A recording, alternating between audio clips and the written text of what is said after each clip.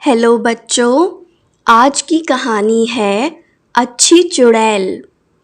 तान्या हमेशा शैतानियाँ करती रहती थी। खेल कूद की शौकीन तान्या कभी इधर भागती कभी उधर भागती। बस उसे कोई पढ़ने को ना कहे, उसे पढ़ना बिल्कुल भी अच्छा नहीं लगता था। तान्या चाहती थी कि वह हमेशा खेलती कूदती रहे और उसकी माँ उसे रोज़ शाम को पढ़ने के लिए बिठा देती थी।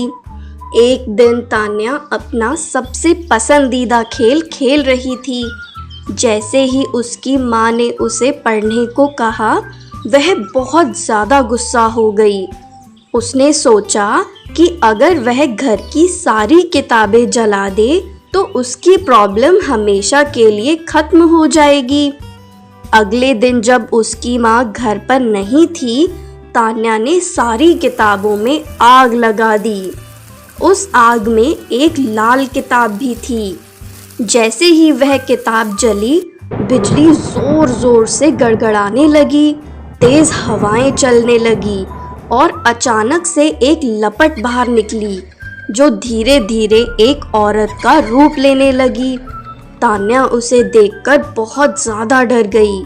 तभी अचानक वहाँ पर उसकी माँ आ गई और तान्या को एक थप्पड़ लगा दिया और तान्या की माँ उसे तुरंत पूजा वाले कमरे में ले गई। माँ ने तान्या को बताया कि जब वह लोग इस घर में आए थे, तब कुछ लोग कहते थे कि इस घर में एक चुड़ैल का साया है। तो उन लोगों ने एक बूढ़े पुजारी को बुलाकर इस घर की पूजा कराई और उस पुजारी ने अपनी शक्ति से उस चुड़ैल के साये को इस किताब के अंदर कैद कर दिया और बोला कि कभी भी इस किताब को कोई हाथ न लगाए और अगर गलती से किसी ने इसे आग में डाल दिया तो यह चुड़ैल वापस आजाद हो जाएगी। तान्या ये बात सुनकर डर गई और बोली, माँ, अब क्या करें? तब माँ ने बोला, पुजारी जी ने उन्हें एक पवित्र जल दिया था कि अगर यह चुड़ैल कभी गलती से बाहर आ भी जाए तो इस जल को छिड़ककर उस चुड़ैल को फिर से कैद किया जा सकता है। पर अब मुश्किल यह थी कि यह जल छिड़का कैसे जाए, क्योंकि वह चुड़ैल काफ़ी गुस्से में थी, क्योंकि उसे इतने लंबे समय तक के लिए इस किताब में बंद कर दिया था।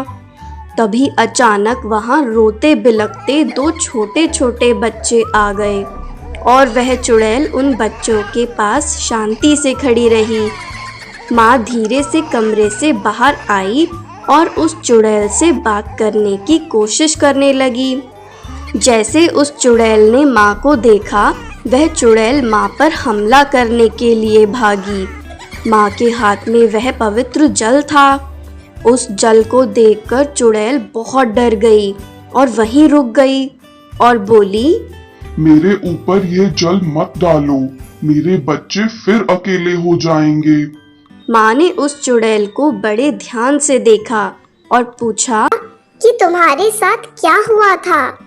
चुड़ैल बोली, मेरे पति ने मुझे वहीं जिंदा जला दिया था और मेरे बच्चे भूखे बिलखते रह गए और ऐसे ही उन्होंने भी दम तोड़ दिया। बस अंतर इतना रहा कि मैं तो चुड़ैल बन गई और मेरे बच्चे भूत बन गए। तब से हम यहीं रहते हैं, पर 10 साल पहले तुम आए और तुमने मुझे इस किताब में कैद कर दिया। आज मैं वापस आजाद हुई हूँ। मैं अपने बच्चों को वापस अकेला नहीं छोड़ना चाहती हूँ। माँ सोचने लगी कि अगर यह चुड़ैल ऐसे ही रही और लोगों को नुकसान पहुँचाएगी। तभी चुड़ैल बोली कि तुम हम पर जल मत डालो, हमें मुक्ति दिला दो। माँ ने पूछा कि मैं तुम्हें मुक्ति कैसे दिला सकती हूँ? चुड़ैल बोली कि तुम इस घर के पीछे वाले नीम के पेड़ के नीचे एक हवन करवाओ और मेरे बच्चों की आत्मा की मुक्ति के लिए प्रार्थना करो। माँ ने पूछा कि उस पेड़ के नीचे क्यों? चुड़ैल बोली कि कि मेरे पति ने मुझे यहीं जलाया था, और अगर कोई उस पेड़ के नीचे हवन करता है और मेरी और मेरे बच्चों की मुक्ति की प्रार्थना करता है तो हमें मुक्ति मिल सकती है।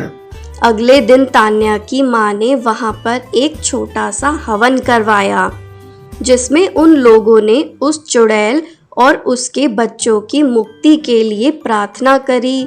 इससे उस चुड़ैल और उसके बच्चों को मुक्ति मिल गई और वह हमेशा के लिए वहाँ से चले गए।